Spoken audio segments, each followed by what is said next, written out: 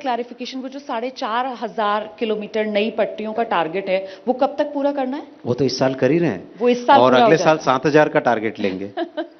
अच्छा, आपने महत्वपूर्ण आंकड़ा दे दिया, अब मुझे एक महत्वपूर्ण तारीख भी जरूर बता दीजिए, शायद ये हमारी हेडलाइंस बन जाए, क्योंकि बुलेट ट्रेन का आपने जिक्र किया है। वंदे भारत को हम रफ्तार भरते हुए देख रहे हैं ट्रैक्स पर, बुलेट ट्रेन हम कब देखेंगे उड़ान भरते हुए? बुलेट ट्रेन बहुत ही कॉम्प्लेक्स प्रोजेक्ट है।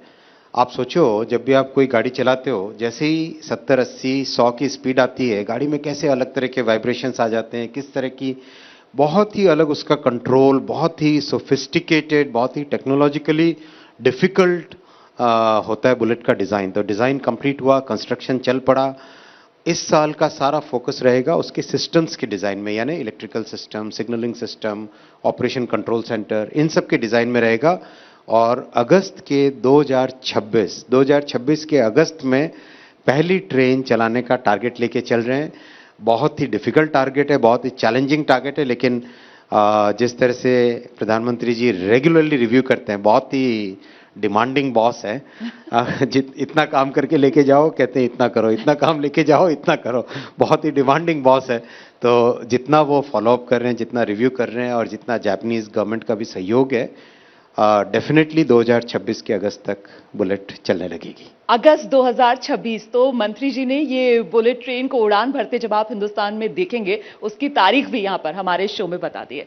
अच्छा सर, रेलवेज में हमने देखा 2.4 लाख करोड़ कैपेक्स जो है, कैपिटल एक्सपेंडिचर, वो सरकार ने इस बार पिछली बार के मुकाबले 33% उसमें इजाफा कर दिया, 10 लाख करोड़। तो कुल मिलाकर एक तरीके से कहा जा रहा है कि साहब, विकास को रफ्तार देने के लिए सरकार अपना खजाना जो है वो खोल रही है।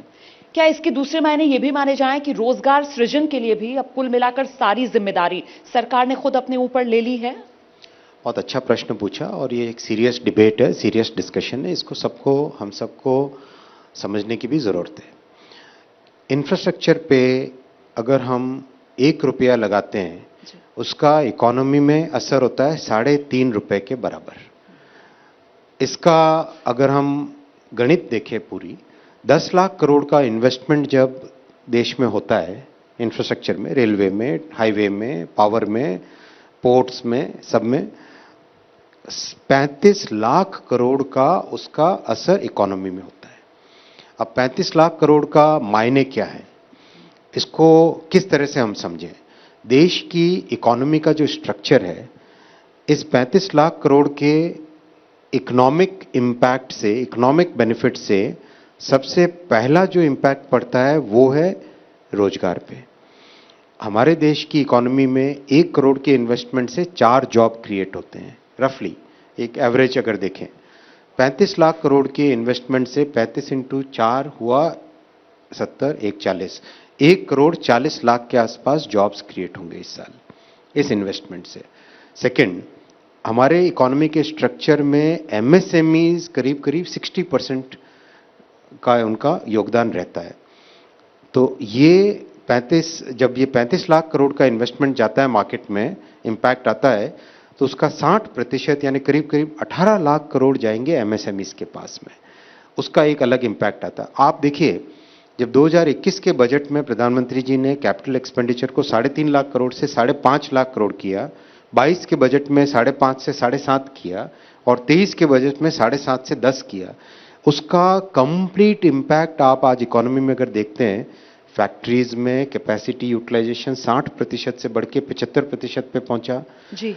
प्रोविडेंट फंड में, जो कि न्यू एम्प्लॉयमेंट माइनस जो लोग नौकरी छोड़ के निकले हों, प्लस जो लोग नौकरी वापस रीजॉइन किए हों, यानी उसका नेट नंबर अगर देखें, हर महीने 15 लाख नए रोजगार अपॉर्चुनिटीज प्रोविडेंट फंड यानी फॉर्मल इकोनॉमी में, इनफॉर्मल में इससे भी ज्यादा होंगी, फॉर्मल इकोनॉमी में 15 लाख नए रोजगार ऐड हो रहे हैं। तो ये जो 5.5 लाख करोड़ जो 21 के बजट में किया था प्रधानमंत्री जी ने, उसका रिजल्ट दिखने लगा है। 7.5 लाख का रिजल्ट दिखने लगा है। इस 10 का रिजल्ट भी, मतलब ये जो स्केल है, ये साइकिल है, ये ऊपर की तरफ बढ़ रही है। इसीलिए ये मतलब हम जो मेरे सामने बहुत सारे नौजवान बैठे हैं, युवा बैठे हैं, आप सबको बहुत ही क्लियर एक सुंदर भविष्य आप सबके सामने, जिसमें कंसिस्टेंट ग्रोथ है। बिल्कुल, इसीलिए कंसिस्टेंट ग्रोथ है, ये नहीं कि एक साल की ग्रोथ है, ये कंसिस्टेंट ग्रोथ है और ग्रोथ के साथ रोजगार है। बिल्कुल सर, बिल्कुल, इसीलिए कहा जा रहा है कि साहब दिशा जो है सरकार ने वो नहीं बदली है, उसी पटरी पर सरकार आगे बढ़ती हुई नजर आ रही है। जैसे ही घड़ी का काटा दोपहर 2:30 पे आए, बबीता जी का दिल सास बहू साजिश के लिए मचल जाए। और ये है इनकी बहू, पूरे दिन ऑफिस की टेंशन हो जाए गॉन जब ये करें अपना फेवरेट शो फ्री टाइम पे ऑन। इनकी तरह आप भी देखिए अपना फेवरेट शो अपने टाइम पर और डाउनलोड कीजिए एबीपी लाइव ऐप अपने स्मार्ट टीवी पर।